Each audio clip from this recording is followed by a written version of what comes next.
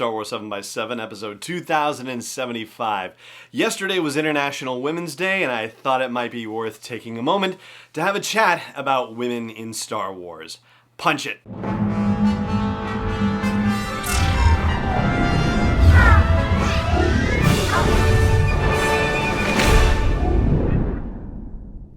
Hey Rebel Rouser, I'm Alan Voivod and this is Star Wars 7x7.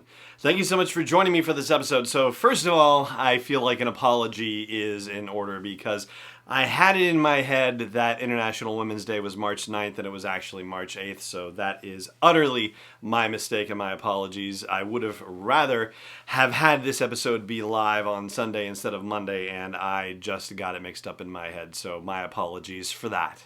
But there's no reason this conversation has to be limited to one day, and actually that makes me think of Amy Rickow, whose 365 Star Wars project chronicled a woman in Star Wars every single day over the course of a year, and then continued onward in fantastic fashion, and so I highly recommend you check that out and Amy Rickow's work as well.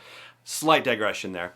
The thing that I wanted to chat with you about as far as women in Star Wars goes, is it's kind of shocking when you think about it that on the one hand, Star Wars is hailed as giving us the character of Princess Leia, a very strong, powerful female action hero character, and obviously that was a very big deal and goes all the way back to 1977, so makes Star Wars kind of ahead of its time, or at least very forward, progressively thinking in terms of its time, but that's really, that's one thing, and that's great.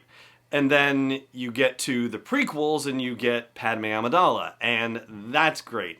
And that's one thing. Now, I grant you that there's probably a lot more that's gone on in the expanded universe from the perspective of new characters and so on and so forth, but when you think of it, main female characters in Star Wars movies and television shows, which would be the prime ways that people consume any kind of Star Wars content, they've really been seriously lacking in female-led content for quite a long time. I mean, I think it's fair to say and accurate to say that the original trilogy really is about Luke, and the prequel trilogy really is about Anakin, and you could certainly make the case that the original trilogy is more about Han than it is about Leia, and the prequel trilogy is more about Obi-Wan than it is about Padme.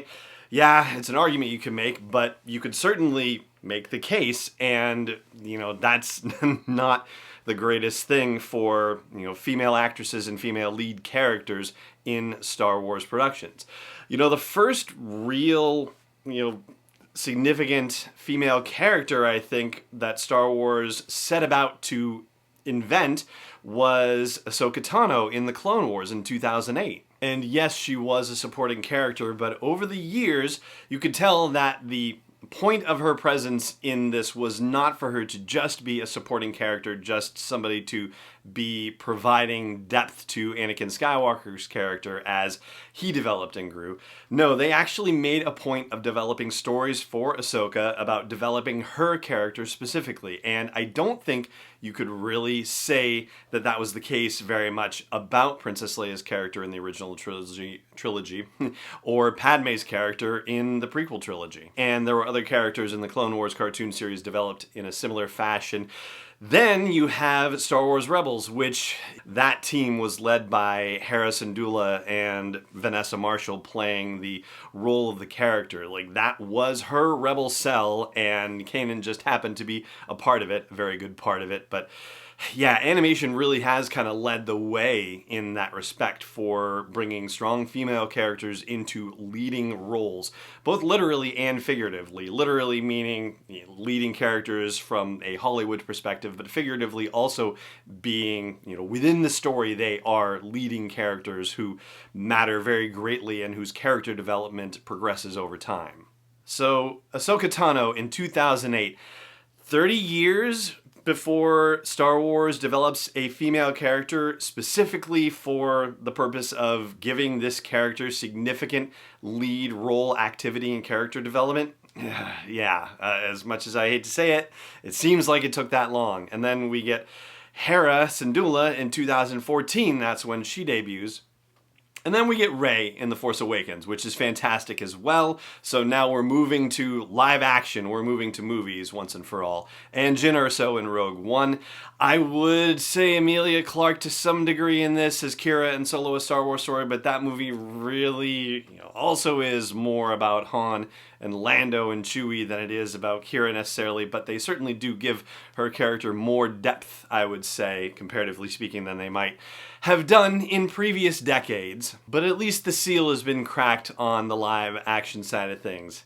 However, it doesn't seem like we're looking at a lot of that for the Disney Plus live action situation. Yes, Cara Dune in The Mandalorian was a strong character, and that was great, but it's definitely led by The Mandalorian, by Pedro Pascal. And the next two series that have been announced are Cassian Andor K2SO series and an Obi-Wan Kenobi series. So not seeing a female-led Star Wars live action series for Disney Plus yet. Yeah, that time is definitely due, if not overdue, and I very much hope that the next series that gets announced by Disney Plus is a female character-led series. Now, this is not a simple issue overall, and there are a couple other things that I want to say about that particular aspect of it, which I will do after the break. Stay tuned. Hey Rebel Rouser, I've made some changes to the asteroid belt level at patreon.com/SW7X7, and they are all with sponsors in mind. So if you want to get the word out about your business, your product, your service to a dedicated Star Wars audience, then please check out patreon.com/SW7X7 and look for the asteroid belt level for details. Again, that's patreon.com/SW7X7. Welcome back. So here I am, a white male podcaster, talking about the representation of female characters, female leading role characters in Star Wars stories. And I have to tell you, I would not presume to say that I am speaking for women or on behalf of women or in place of women or anything like that. I would like to say that I am speaking in support of women and in support of seeing more female representation in leading characters in Star Wars stories. And I know this issue can get complex, I guess, for lack of a better word. I mean, for example, it's nice to think about the idea of meritocracy and about the best ideas winning. That sounds great in theory, but statistically speaking, the numbers in practice for men versus women in Hollywood and the productions that get made, and I would say it applies to Lucasfilm in specific because we're talking about Star Wars related stuff here. The numbers don't seem to support the idea that it's a meritocracy in action. So it's great that Deborah Chow and Bryce Dallas Howard got to direct episodes of The Mandalorian. It's great that Deborah Chow is going to take on the Kenobi series. These are all positive steps in the right direction, and I hope that Lucasfilm continues to take these steps. In fact, I have to say, at this point, I hope that the December 2022 movie is going to be a female-directed Star Wars movie. It is about time. It is more than overdue. So yeah, let's please make that happen. And with that, we're going to call it an episode. That's going to do it for today. Thank you so much for joining me for this, as always. And may the Force be with you, wherever in the galaxy you may be. Star Wars 7x7 is not endorsed or sponsored yet by Lucasfilm Limited, Disney, or 20th Century Fox, and is intended for entertainment and information purposes only. Star Wars, the Star Wars logo, all names and pictures of Star Wars characters, vehicles, and any other Star Wars-related items are registered trademarks and/or copyrights of Lucasfilm Limited or their respective trademark and copyright holders. May the Force be with them. All original content is copyright 2020 by Star Wars 7x7. We hope you love it.